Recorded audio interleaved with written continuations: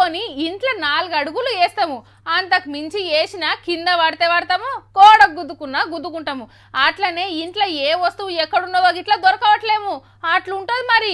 ఇక పుసుక్కున కరెంటు పోయిందనుకో, ఇక అగ్గిపెట్ట కోసము పుణుకులాడతాము. కొవ్వో తెలియనికి ఏలుగు వచ్చినాకనే ఏ వస్తువు ఎక్కడున్నదో చూడగలుగుతాము.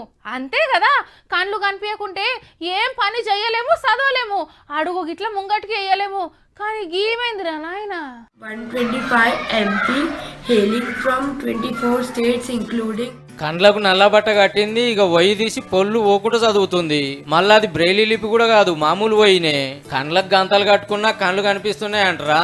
అదేం లేదు, మరి బట్టి పట్టిందో ఏమో గాని లైన్ తర్వాత లైన్ తప్పులు లేకుండా చదువుతున్నది.